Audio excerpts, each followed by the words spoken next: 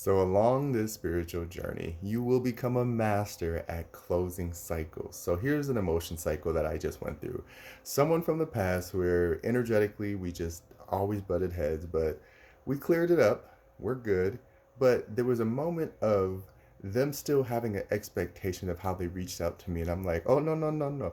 We're not as cool as we used to be, but we're good now. And I started to get upset and reach out to someone else and be like, someone who knows their old character, and you're like, how dare they? And I'm like, no, I'm not going to ruin that person's day.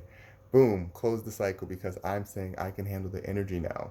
Then what happens is you start to recognize where you're upset with the person, but you're upset with the past them. So they don't know you're upset with the past them. And they're on the phone or on the other end of the phone thinking like everything's great. And you're over here upset about something that's triggering you from the past. So this is one where I recognize, oh, okay, let me at least say something to them so that they're not on standby feeling like whatever. And so what I did was I told the person because they were like, "Hey, can I call you like right now? Like, do you have time for little old me?" Basically, that was the intent of the message, and I was like, "That's emotional manipulation. I don't have time for that. No, I don't have time for little old you because I had a really busy day. I'm tired. I've been talking all day. You're hitting me up at 7 o'clock in the evening. If you cannot text me and say, hey, this is an emergency or I need something from you." Then I'm not available to speak right now. And I always tell people like if you're hitting me up, text me, hey, this is important, or leave a voice message, hey, this is important. Don't just keep calling me. Oh, I called you, you didn't answer. That's where I tell people those are ways of emotionally manipulating people to call you back. And then when they don't call you back, you're like, oh, well, you didn't call me back. So I didn't want to transfer any of that energy into my new cycle. So what I simply did was said, hey, let's talk tomorrow, preferably after 10 a.m. and before 7 p.m. because that way that's my gap of time that I allocate to other people. 7 p.m. to 6:59 a.m. or 9:59 a.m. That's for me. And so this is how you learn how to not only did I become aware because again, we have to identify the emotion. I was feeling some kind of way because this person from the past had an old expectation of our old connection. And though it's a brilliant one, again, they're not built the same way. And so people have to remember we have to adjust to how other people have evolved. And so, with that being said, this is again how you become aware of like, wow, I'm getting upset about something that they don't even know that I'm upset about. Again, attached to an old paradigm of who they used to be. May that person still be that person. That's okay. But you now recognize that you no longer sit on that timeline with them. And so that's why it was cool for me because I almost opened up a cycle to a bigger expansion of people who didn't deserve that energy. And so I say this with a kind heart to anyone before you pick up a phone or text or send a message. If it's only negative validation, only negative, cheerleading where you're just calling to talk about somebody else's whatever. Oh, let me talk about how bad they life seem.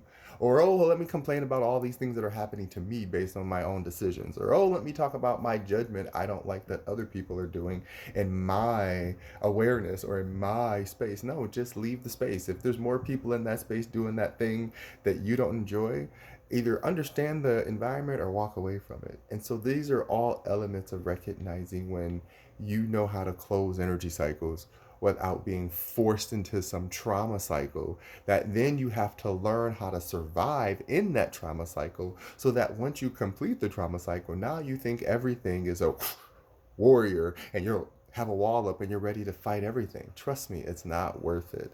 I've told people so many times when we give enough information for each other to recognize that if we cut out all of the distortion, this wouldn't be a dog eat dog world. If we cut out all of the manipulation, this wouldn't be a pull them up by the bootstraps. You know what I mean? Like, if we really give genuine stories back to each other and tell the truth about our experience, we're actually able to use that information.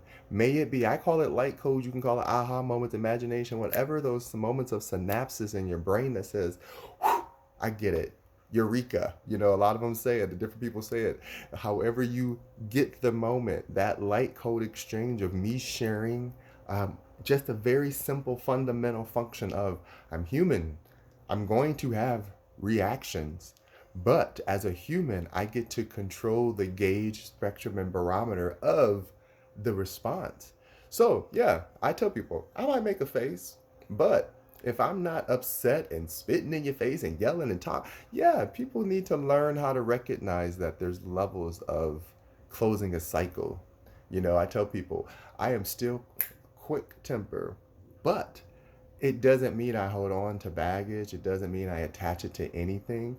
I'm just quick to fire up, like, look, don't try me. And then when you recognize that I'm not to one to be tried, do you? I'm not saying I can beat up nobody or take, I'm saying I know that whatever it comes down to, I am not going to yield to whatever distorted image of yourself or false authority you think you have over me. It's going to be a long journey, and this is where people start getting those manipulated minds to start trying to poke holes into your boundaries. So pay attention. Again, it's not something that's hard to do. It's just being aware that it's happening to you, and then you choosing to use your free will to make a choice to say, is this information, is this energy, is this knowledge or wisdom that I'm about to share going to help people? I don't care how people get ignited or upset about what the littlest things upset people. Remember, we're conditioned to be upset. I'm not concerned by that. And remember, I love service recovery for the simple fact that the whole basis is making angry people happy. Do you know that I know when I say I know what I'm doing? Anger is not scary. Anger just says, I had an expectation that should have been met, and because it was not, I lost trust. And now that I don't have trust, I don't know who to be vulnerable with, and now I'm lashing out, right? Okay, so if I know how to suffice all those things without it even happening, this is empathy. You understand? Sympathy is when I walk over, see you going through something, see that I can poke fun at you and see that you're going, oh, what's wrong with you? You little crybaby. You can never really, some people like that relationship. I'm not like that. If you see I'm hurting, hey, what's up? What's going on? Don't come over telling jokes, because to me right there, I'm gonna put up more boundaries. This person's not capable of making me feel comfortable. They might get there. They might start out linear and work their way there, but sometimes I need someone who can just see that I just need a hug. Cut through all the bull. Give me a hug.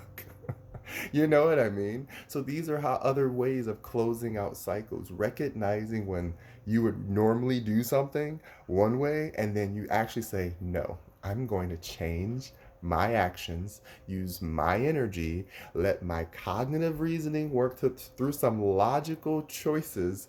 And then when I make these logical choices through the practicality of my own understanding of life, I will make the emotional decision to pick which one suits my current state of being. Okay? So that was a lot, but as always, what do you expect from me, guys? Along the spiritual journey, please always remember to listen to every little thing about yourself. Every response, every reaction, every whatever you want to call these moments of, I call it an aha moment, trigger, light bulb, whatever. Listen. Just listen with your heart.